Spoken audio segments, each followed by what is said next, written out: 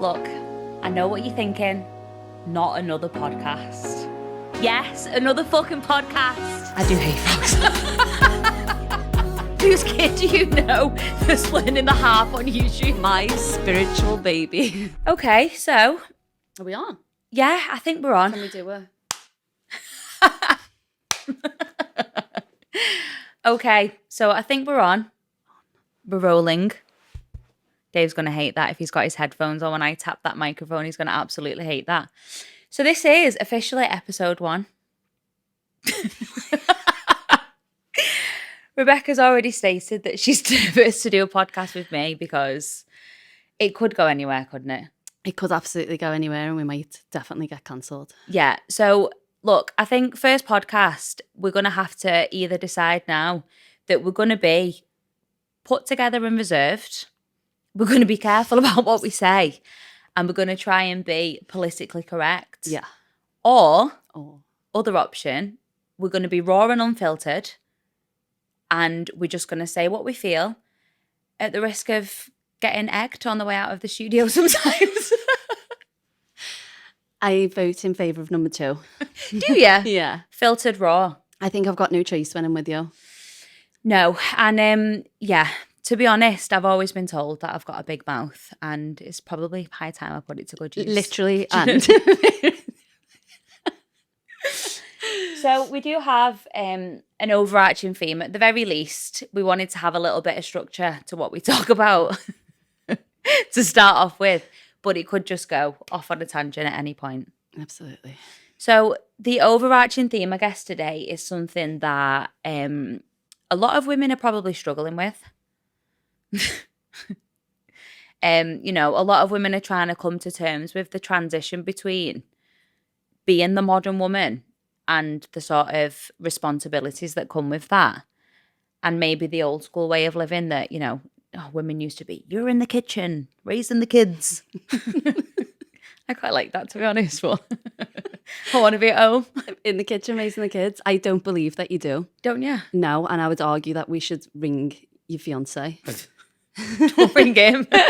And ask him whether he thinks that's what you want. No, I'd say half of me does, because I've done both. I've been the stay-at-home. Oh, it was great. It was great. I think that there's great parts to it. I've never done it, obviously, with a family. I have in a certain way, I suppose, being more stay-at-home. And I think it's the natural nurturing side to us that, like, we want that. But I do think, and I noticed this after a period of time and having a lot of friends that were in that and were in very healthy relationships and very much in that situation, and they were not fulfilled. And it really incited a really interesting thing in me, because I was like, why is that? Yeah. What is that that's creating that lack of fulfillment? And I guess it's that lack of fulfillment that ultimately took women out of that space, because if they were happy there, I think we create an illusion that women were happier then and less tired then. It's funny, because I was thinking about this idea that, like, our grandmas were, like, less tired. And I was thinking about my nan, God bless her, and I was like, their house got bombed, like, in the war. Shut up. And, like, my granddad went to war and she had a baby on her own, and, like, she might not have had a standard job and the stresses that we have in social media, but I'd argue that she was probably more stressed and tired than I was. More tired, but no one would listen to her. No one would listen. There was no space to talk about that sort of thing. She didn't have a podcast. She did not have a podcast. You know what? It would have been a good one. Yeah. Imagine that. Yeah. The stories. War veterans. Yeah, like, we think we have interesting things to say, but that would have been interesting. I do agree, but coming from having both sides of it, and I think, like I just said to you off air, I am either all in or I'm all out. Like, there's no sort of middle ground for me. So I'm either complete lady of leisure and I'm taking care of the house and I'm looking after my child and I'm dropping off at school, I'm picking up at school, I'm doing packed lunches, I'm doing all of the things that are associated with taking care of the house and the family. I could go to... Or you just abandon your child. Oh, yeah. Or she's in after school club, breakfast club. I'm teaching her how to make her own porridge because I'm like, girl. But I feel that there's a lot of guilt around that for me. But, you know, I think I want to show her that, yes, it's okay to have aspirations, to want to go after a career, to want to be that woman. But I suppose there's guilt in both. I feel guilty when I'm being that high energy modern woman that is running everything. Don't get me wrong, I'm still having to fucking cook and do all that shit as well. Like, I'm not just gone, I've got a job now, look after yourselves. I've still also got all that, but I feel guilty that I've maybe not put as much time into. But it's like what you said. Oh, I'm allowed to say my child's name on the podcast? Is it like safeguarding? We can bleep her. Can we bleep the name? Just got a nod from Dave. I'm allowed to say your name, Dave. Sorry. Just got a nod from the guy Dave over there might with become headphones. famous, you know, like Oh, yeah. on Abby Clancy and Peter Crouch, and everyone's like, "Who's Ross?" Oh, Dave. we're gonna sensationalize you. Gonna do this whole. Maybe we'll do a whole podcast on Dave. But on the side of that, and I get what you're saying, when I'm in that, I do feel like I'm maybe not living up to my potential. And I know you talk a lot about people's potential, and you make me also feel a little bit bad about that sometimes. Well, I'd argue that that's your own internalized No, it's you. struggles. It's you.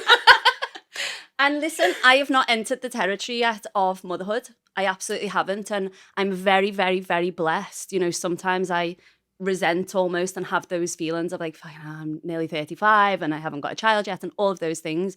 But I'm so grateful to have like friends like you, my sisters-in-law, my cousins, and like watch the things that like they've gone through. And what I will definitely say from my family that I've watched is when they were in that phase of like, what's the word I want? Maternity?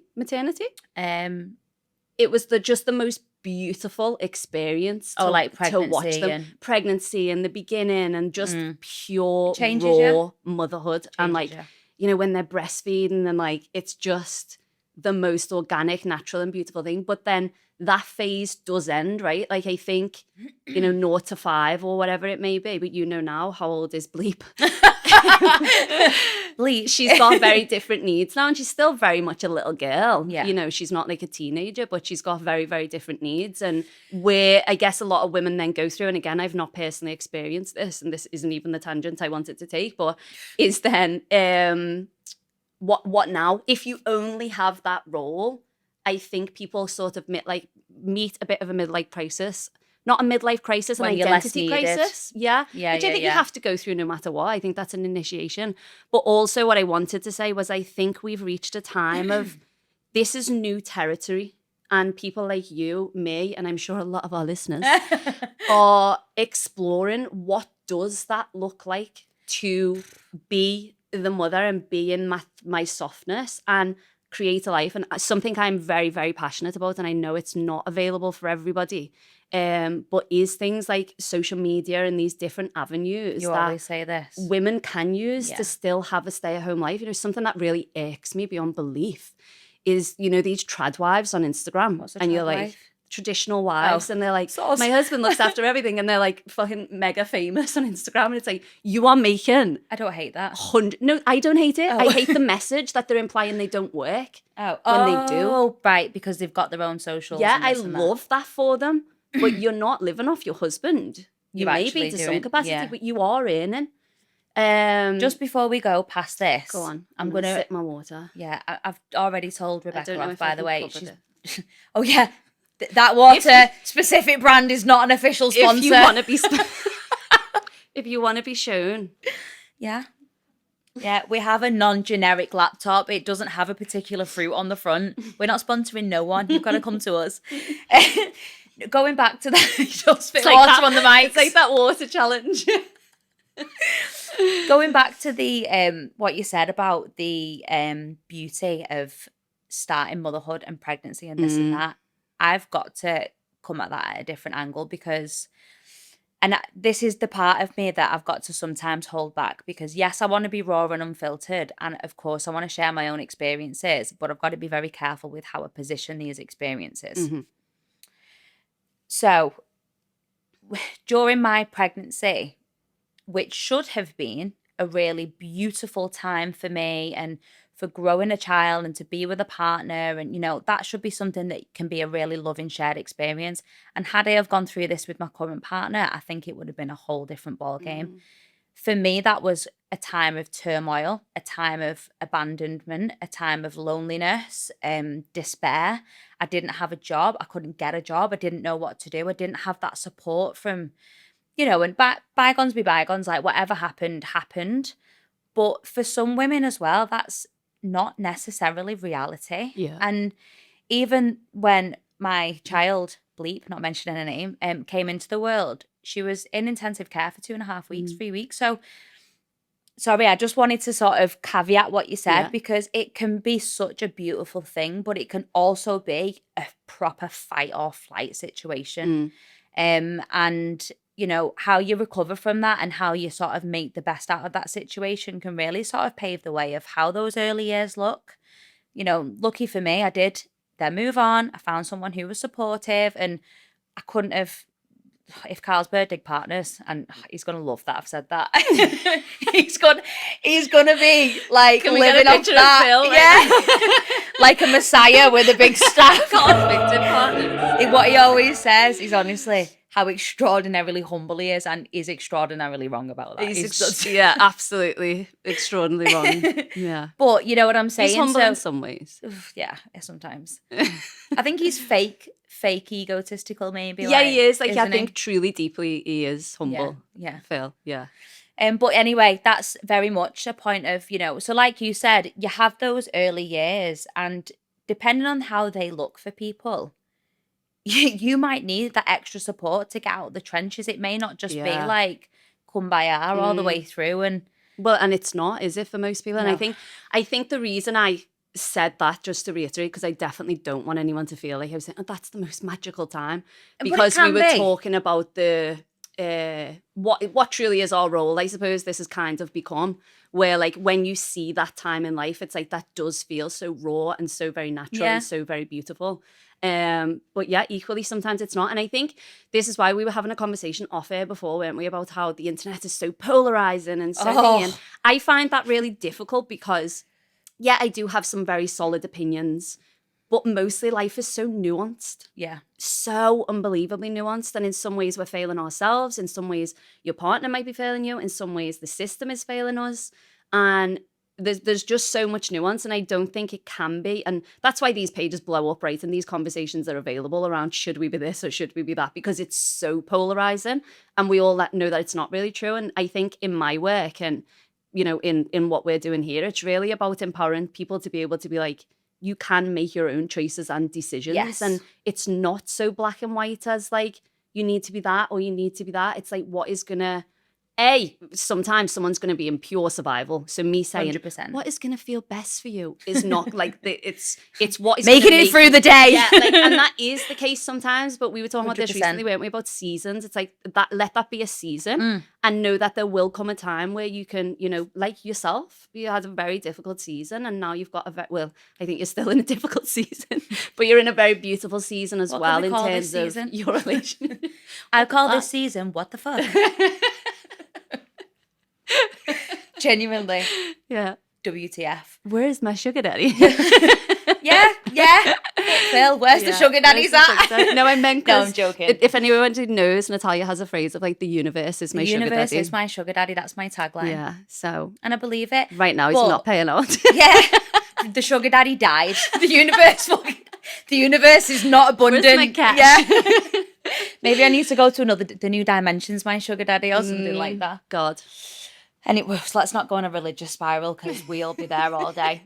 But going back to what you said, so when you first start out, right, and these seasons and these phases and these different versions of our life demand different versions of us. Mm-hmm. And even if you are married to an idea that this is what my motherhood's going to look like, it may well be that you get there and it is the complete opposite to what you ever imagined.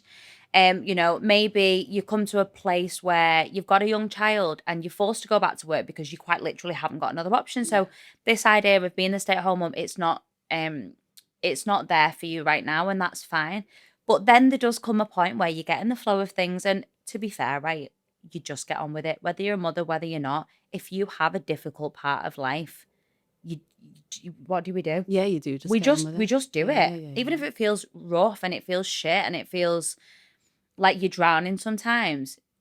Every day you're just making those little steps until it just tips over.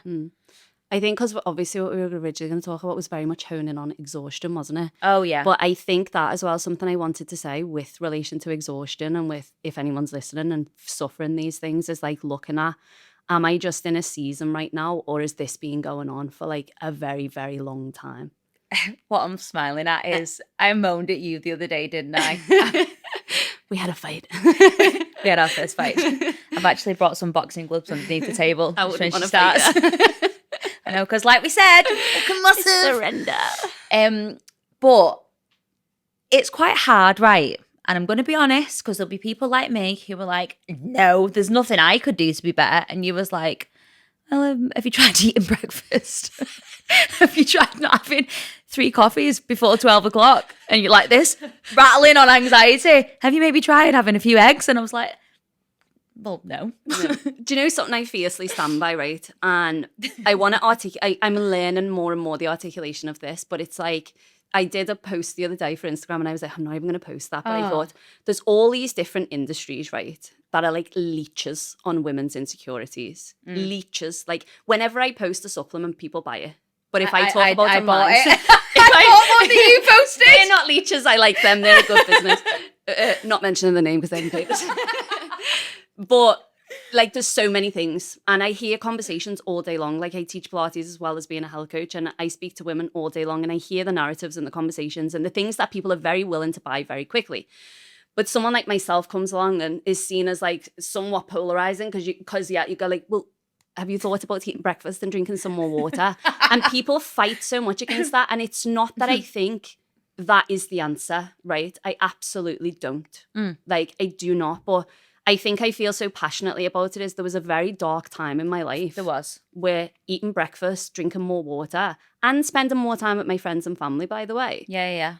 Shifted me out of a dark space. And I talk quite a lot about like the 1% change. Yeah. Where now, like someone like myself and probably yourself, we're very integrated in like doing healthy things and different stuff like that. So if I was to give someone who is in a very dark place and not focusing on their health, like my schedule, like, I'm like, I can't do that. No, I like, can't do that. Yeah. I couldn't. Yeah. And maybe I won't when I have a baby. And I think we have to, because of the internet, there's so much information and we go like, I need to go shower, I need to do it. I need to do everything at once. Everything. Yeah. It's like, first of all, put your phone down. Yeah. Like, that will help. Yeah.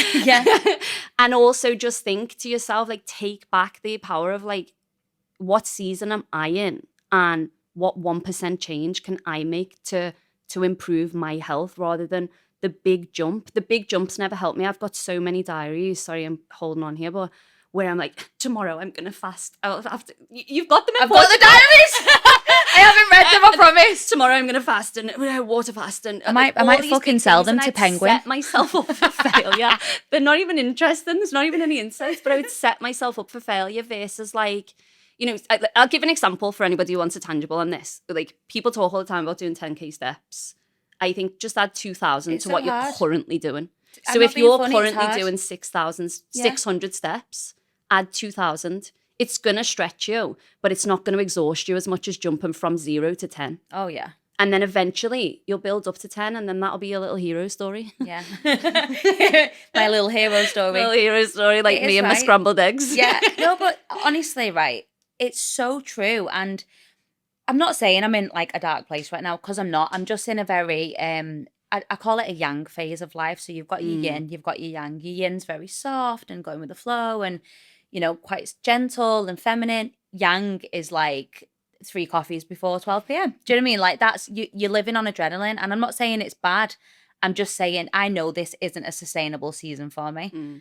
But then when you sit and talk to someone, you're like, right, I'm feeling overwhelmed. I'm not getting in the gym as much and blah, blah, blah, blah. Okay, but have you tried? And I know I keep banging on about this. It sounds so simple, but maybe have 1 coffee, have a little bit of breakfast, then have a second. And I have been doing that. And it's just brought me down from up here to, and I'm like, oh, okay. Mornings don't feel so erratic anymore. That's just that one little simple step, that one little simple change that now can be the catalyst for maybe something else. So I'm better fueled for my day. Maybe later on in the evening, I'll have more energy to do that little extra workout, do those little extra steps or whatever. I'm more focused because I'm not literally rattling inside from caffeine. Like, I do like it. Like, don't get me wrong, it's a nice buzz. Yeah, I think we all like that. High energy, definitely. Yeah. But we know it. Once you know it's no longer sustainable, that's a sad time, isn't it? Yeah. Like we're like, I can't live like this anymore. Yeah. Like, But, you know, it's recognizing that, and some, unfortunately, you know, maybe we'll go off on a tangent on this part now. And me and my friend was speaking about this. I said, I'm a bit really nervous about this podcast. Like, what if I got on the tangent? And she went, bitches love a tangent. I was yeah. like, bitches love a tangent. I think we've actually stayed very on track. Do you? Yeah, I think Don't we've say done that. pretty You've well. next thing like, so aliens run the country. We'll get there. No, but what's probably draining you? Yeah. Is 5G. But there is that multitude of things, right? And I think me and you have both been in that space. Something I feel very passionate about, and I always want to find the nuance to explaining this is like, it's not about responsibility as in, it's all your fault why you're tired. But I used to, and if you were to look at my old content, I'd be like, society does this and men do this. And it was I'd love to listen to your old content, actually. You know what I mean? And it was all outside of me, which is actually so disempowering, because it's like, I have no power over the change. That, like, yeah. oh, look at me, I'm just like a weak woman, which is who, like, again, who wants us to believe that? Who benefits off our disempowerment? Who benefits off us not being healthy? Who benefits off, you know what would be really good? This is such a tangent, to get someone on who's an expert in blood sugars. No, I think that plays such a role in I want to get loads of people our on. tiredness and like the crashes. And when I started eating 3 meals a day, I was like, this is embarrassing how Honestly, better I feel. I know. Like, I know. Maybe I wasn't mentally ill. Maybe my blood sugars were not balanced. You know what's really powerful? And, you know, this is new for us. And we might, there'll be people that know us. Yeah. There'll be people that won't. They're full of shit. Yeah. Yeah. But how long have I known you? So I think I met you maybe, 2-3 years ago? It's longer. Is it? I think so. Yeah, it's much longer. But I'm going to argue 4 years ago. No way. 2021. Okay. So based on where you were then, don't laugh. I've got to get. We need tissues, Dave. I'm going to make Rebecca cry. I was in a in minute. Stockport. No, based on where you were then, I was in another dimension. you were. No, but I always really liked you, and I always loved your energy, and I always liked your insights. But to see the woman you were then, which I thought was fantastic anyway, I always thought you was great. But to see who you are now, I'm actually like, you shared a supplement the other day, and I was like, fuck me, I'm going to buy that. Do you know what I mean? She's doing something right. Yeah. Like, because it's such a change, but realistically, you've started to do the inner work. And I think it's so important for women out there to realise that you started in your garden with, how many squats a day was it? I was doing 10 squats. I know this is going to sound dead stupid, right? And people are just going to be rolling their eyes like, oh, you started 10 squats and you changed your life. I witnessed it right in front of my eyes. She started with 10 squats a day. And now how many classes a week do you teach? I'm teaching 20 odd classes a week. I train 3 times a week. Yeah, got 120 kg hip thrust the other day. But it's true. And I think... Why don't we one day have a podcast where we just do it from behind and we're like, this is my game? You could have this too. Sponsored by Apple Bottom Jeans. It's so nice, I think, to have you bear witness to that. Yeah. Because I think that's another thing. Not that I think that I'm any... When you speak, I've just made this ebook and I've put a line in it where I'm like, this is all woman to woman. And I think sometimes when people are speaking from a place of like... when you're feeling better, right? I was actually even thinking, this is such a tangent. Bitches love attention. I was thinking, like, I'm in like ovulation phase right now, and I thought I can't wait to see this podcast in the different like this phases. With your tits a little bit lower. Like, oh, no, like, when it's like bleeding phase, I'm like, it's society's fucking fault. Fucking hate men. What do you mean? I shouldn't drink. How am I supposed to get through the day without caffeine? But I'm in that phase. But when you are feeling better, it's hard. Like, we so deeply hold on to like our story. And when someone's listening to you, like, everybody comes with this story and like, but I can't do that because of that, because of that, because of that, because of that. And everyone's had struggle, and I haven't had the deepest struggle in the world. I mean, you have had a lot of struggle, and you always come out shining. You know what I mean? But you always come out shining, and it's like, why is that? You know what I mean? And I think we either get lost in, oh my God, this is happening to me, and da-da-da-da-da, versus like, this is happening for me. Yeah. And this is going to make me learn things, and there is a way out. There's light at the end of the tunnel. And it's all about those little, like, things have changed so much for me in the last few months. And you've been busy. I've been so busy. It's been a lot. I want a day off. Can we do the podcast in like the Bahamas next time or something? Yeah. Dave, we're going to the Bahamas. But I'm reading this book, right? And this is, I know we keep threatening this tangent, but buckle up, bitch. This is going. I've been reading a book about the soul. And it's just like, oh God. Fuck, we did so well. We did really well up until this point, you know. And what it is my soul is tired. Yeah, my fucking soul needs soul a coffee. Wants to be at home in the kitchen. But I'm reading this book about the soul, right? And obviously, there's actually no proof. There's no tangible proof that what I'm reading is legitimate. But it's basically this this guy who has done his whole life's work in hypnosis. My brain just went somewhere else. And so it basically started with people coming to him about traumas and stuff. So he'd regress them under hypnosis to childhood trauma.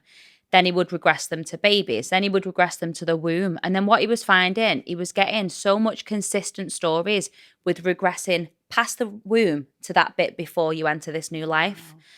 And hundreds of thousands of people have gone to him over the years. Like, he's wrote so many books. I don't really know if I should talk about the book or not. But anyway. And it's basically describing... I think you should mention the name of the book. What's it called? So the one I've just finished reading is called Destiny of the Soul. And the one before that is called Journey of the Soul. And all these people are basically saying the exact same thing. Unrelated people, they don't know each other. He's not asking the same questions. They're all talking about pretty much solidly the same experience from before entering a new life. And what it's basically saying is, you already know the struggles that you are going to face. So you might have, say, like 3 different avenues of what you're going to face, but the people that are in your life causing you shit, the boss you hate, the betrayal you faced with your husband, your partner, whatever, it's all kind of been paved out for you because you've got something to learn. You've got lessons to learn. So if instead of like being the victim, and this is what I've kind of started to do, instead of being like, oh, why is this happening to me? This is so unfair. God, this is shit. And I'm like, what is it teaching me? If I step back now, what is this situation going to teach me? What can my soul... Can't believe I've just went there. But what can my soul learn from this? Yeah.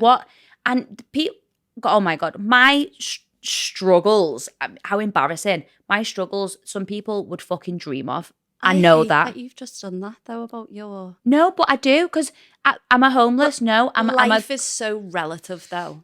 I know, but when it comes to the grand scheme of the whole planet... I would say you've had pretty... Yeah. My struggles, the ones right now... drop in the ocean, mate. No, fully. It's not a struggle. It's not a struggle. It's just been a little bit harder than what I've been maybe used to before for a long time. But you still have to ask yourself, what is this rejection? What is this negativity? What is this teaching me? Rather than, why is this happening to me? I think it's such a... Obviously, you can't, again, there's still that nuance sometimes, again, just for anyone who might be in the depths of darkness and you might be like, piss off. But yeah, I think in the end, it's that thing what people say, isn't it? When you have a bad thing happen, they go, everything happens for a reason. And I think you create the reason, don't you? Like, you make the reason. Like, you can look back on something. I think most people that I know, probably yourself included, when you say, like, that really bad time in your life, would you change it? You're like, nope. All right, would you change what you learned? There was something else that I was just going to say. I don't know, actually. To circle it back about happening to me, not for me. Gone. Absolutely gone. We love that. We love that. It was so, I was going to like circle that back into women's roles and it's gone. No. Well, I'm sure it'll come back. Yeah, I'll probably be watching the podcast back and I'll be like, yeah, I knew it. Dave, we're back in the studio. I'm going to wash my hair again. Speaking of washing hair again, like that's also another thing about women having these keeping up appearances. I think there's so much going on social media and the ban on under 16s, that's very polarizing at the minute. I mean, what do you think? Because I agree. You agree with it? Yeah. Yeah, I do. I agree, but having said that, I don't know how it works. Like, there's a little boy that I've seen pop up sometimes on Instagram. I'm going to use him as an example, an archetype of many different kids. And he makes dresses. Have you seen him? He's amazing. Like, he's unbelievable. It's his destiny to be seen on social media. In a past life, I don't think he runs it. No, his parents do, I think. is he still allowed to have his? Oh, yeah. That's what and like some girls are like 15. Makeup tutorials Some and all of them that. are doing really well. And I know some people don't agree with that. And it's very polarizing and all of that stuff. And I get it. And some girls are messing about with it and they shouldn't be and they need to get off it. But yeah, I was wondering about that from the being that I like entrepreneurial stuff. Like, where does that very land? good point. Like, I think really that the problem, and adults are also addicted to social media, and it's the doom scrolling, and it's the comparison. Comparison is the thief of joy. You, and like, you know, for example, all this stuff that I've been doing in the background, it's come to a road now where I've not got the news that I wanted for it, and I feel like all the hard work. She's not pregnant. No, I'm not pregnant. Although, no, I'm not. So all the hard work that I've put into this, and everyone was really rallying and cheering me on. And I've not gone on my social media, and I think admitting your downfalls and your defeats is so fucking hard to do. When people have been like cheering you on, like, yeah, this is going to be amazing. And then you're like, oh, actually, I've just wasted 12 months of my fucking life, spent loads of money, and it's actually not worked. That is so hard to go on and admit. So you've got on social media people hiding the failures. They're not being honest about it because it's hard to admit, even to my friends. I sent a voice note to my group chat this morning, one of many, got loads, because they're obviously following along, and it's like I couldn't get my words out to just, and these are my best friends, to be like, girls, like, it's not looking good. It's not looking good, bruv. Like, that was hard for me to do. So you've got these young kids, right, who are already going through so many hormonal changes. They're already comparing themselves physically to people. They're already comparing the shoes that this girl's got. They're already comparing the lifestyle that she lives. That's times a million with people who are online, these American people, everything. That's got to be so, and not even just girls. So damaging. So damaging. Well, for we know people. as well the damage for boys. You know, that has been such a huge subject with that show, like Adolescence. I was so naive to that world.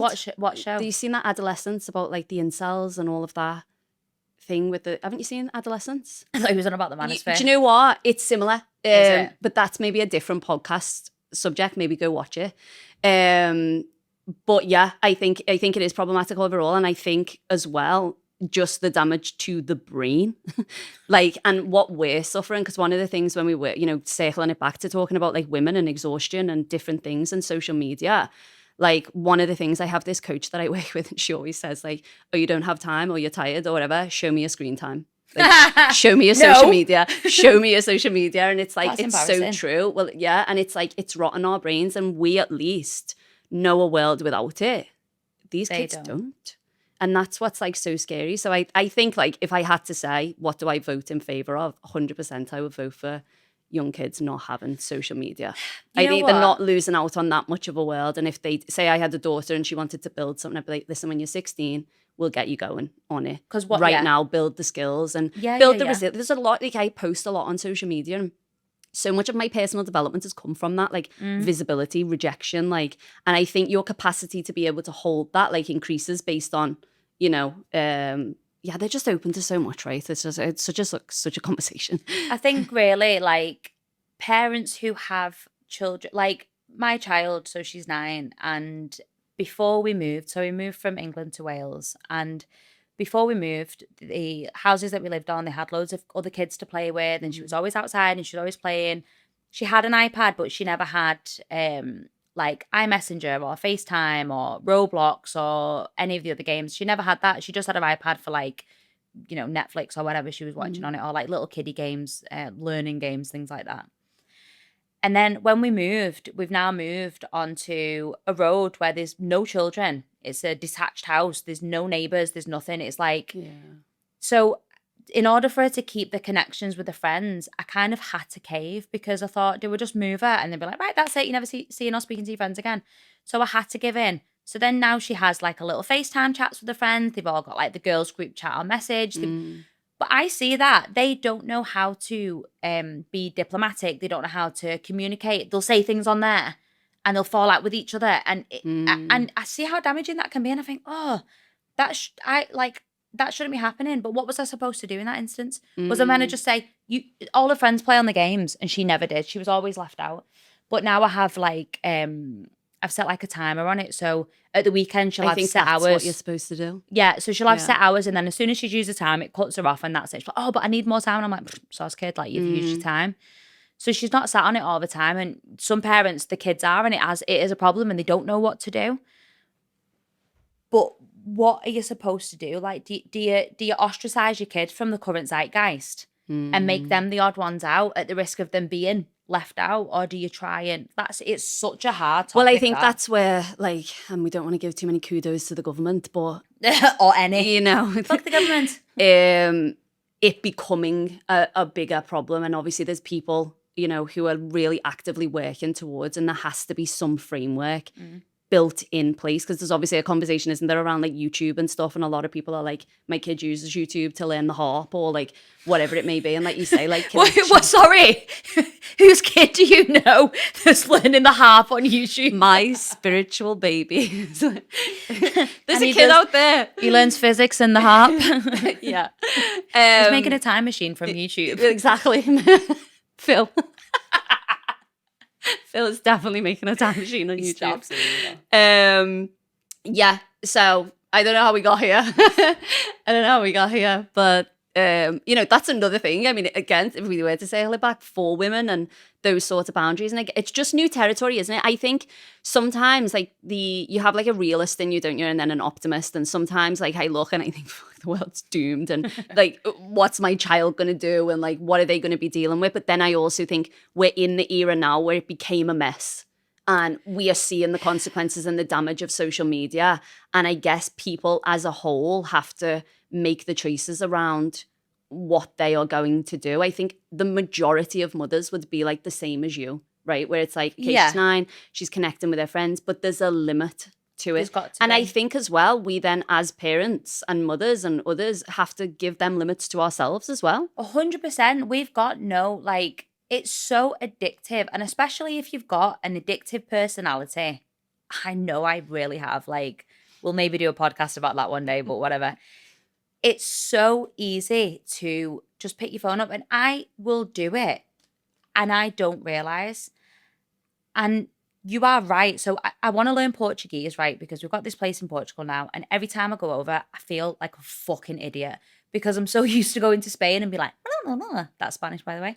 But like, you know, speaking Spanish, by the way. I didn't want to mention that so early on, but you know, but I can go and I can communicate, and I love that I can communicate. Oh my God, when I went this weekend, I just felt like an idiot. I thought, I can't do this. I need to learn Portuguese. But you know what I'm going to do instead in the morning? I'm going to fucking scroll on Instagram and be like, oh, I've got no time to learn Portuguese. That's a mess. Those 15, 20 minutes that I sit there in the morning, it's pointless. There's mainly just cat videos. Like, what am I doing? I think that actually circles back into like the inner agency and it's a society problem, because what I always say in my work with people is I'm like, it's like we're fighting against, like, is the belly of the beast the right phrase? We're fighting against the law. We're in the era of like everything wants your attention, right? Everything, everywhere you look, you're being sold to, like constantly. And like we are in a time where like I think just saying like, you know, that very like victim blaming, like, well, it's your fault and you need to do better and like da da da da da. And it is all true. But at the same time, we've just been like, these companies very intelligently know what they're doing and how our brain works and how to like cut into it. And I think you just have to then realize that as well. So you go like, okay, social media is intentionally playing on the way that my brain works. It's not me. I'm not like a piece of shit because and that's what women do, right? Like, I'm just a piece of shit and I go on my phone every morning and that girl's saying I shouldn't and that's why I'm not organized and I don't have space and I just want to be on it, and we like defend the place, and it's like the beast, if we will. And I have mixed feelings about social media. I like it and don't like it. Yeah. Is intentionally doing that. You know, even my social media, I'm trying to get your attention. I'm trying to get the attention of a particular woman. And I'm trying to invoke something like inside of you, and that's what it's intended for. And they've got better and better and better at that, right? And they've created it in such a way, and that's where it's scary. Like the TikTok, the era of TikTok, like really blew it up because it was like bam, bam, bam, bam, bam. I can't even go on TikTok because I'm like, what the hell is happening? Scary. Here? It's weird. Yeah, it's a weird place. And yeah, I think we just have to educate ourselves around, okay, this is what's actually happening. There's a book that I was reading recently called The Dose Effect. It's a really, really, really good book about this. And I think he's a neuroscientist to the point, ADHD vibes. I was like, I want to be a neuroscientist. That's what I want to do with my life.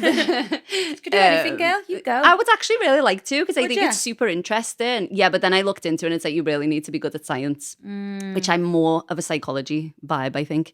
But maybe one day. But looking at like what is actually happening to the brain, and like, for example, when we scroll, your brain, I'm going to so butcher this. But like, it gives you like a shitload of dopamine, let's say, right? And your brain has like this balancing system. This was a different book called Dopamine Nation, and she explains it like this. So your brain like does this to balance, and then it has to thingy. So when like you do hard things but then you feel good. Yeah. It's the same concept but the other way around. So when we do like really, really easy things, it tips that way and it makes you feel shit, which again circles back to like when someone like myself or yourself, like you say, like, listen, do the hard thing and you just need to face the hard thing, and everyone's like, no. I don't want to do that. And it's like, no, but that actually will result in like the neuro change, like your brain will actually change, like not just me being like woo-woo and whatever. It's like it's a real thing. And these companies know the way your brain works. It's the same as food companies, right? They know the way that we reach for sugar and different things. And you colours have to be on like, the packaging and all that. To me,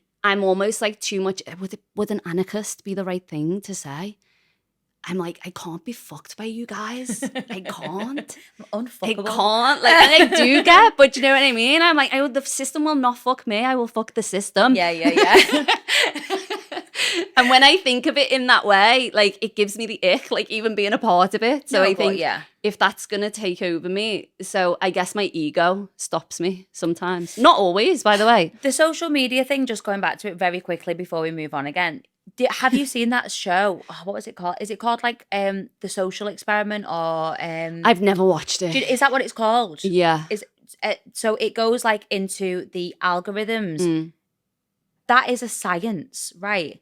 They are hard at work trying to figure out how they can get you to spend more time on your phone. That is wild and scary. Like, what's the agenda there? Money, yeah. I think that's all it ever comes down to, these big like advertising companies and shit. Yeah. And that's what I mean, like by it's the beast, if you will. It's hard to fight against, but that's how we have to choose our inner. But it's not all doom and gloom. No. If you do 10 squats a day. If you do 10 squats a day. And also become a creator. Listen, I can't sit here and talk about social media being bad. This is going to be on social media. I know. I use social media a lot, but like people always talk to me about social media because I'm on it a lot. But like my screen time is on my actual Instagram app is low. Is it? Like I use edits to edit. Last time I checked, it was 25 minutes a day. Shut up, that's so low.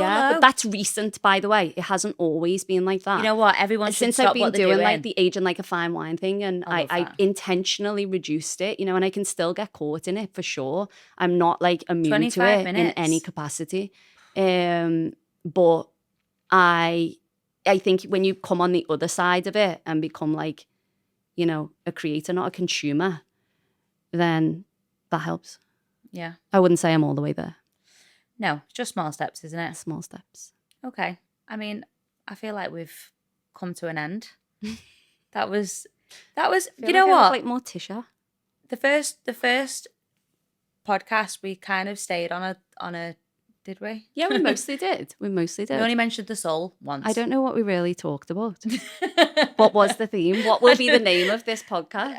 I don't know. I'm sure we'll let Dave, the celebrity, we'll let him. Let Dave decide. You know what? It's like, have you ever listened to a podcast and obviously they've got like the sound and engineering, like you never get to see them.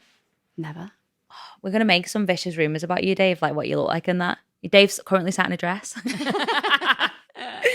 But yeah, right, thanks. Thanks so much. Yeah. And please share, please like, please subscribe. On something like... Go on, something good, Rebecca, you've got this. Just do the 1% change. Yes. Don't be overwhelmed. Yeah. Even if it's your social media, try to reduce it by 1%. Yeah. Like, just do the 1% thing. Yeah.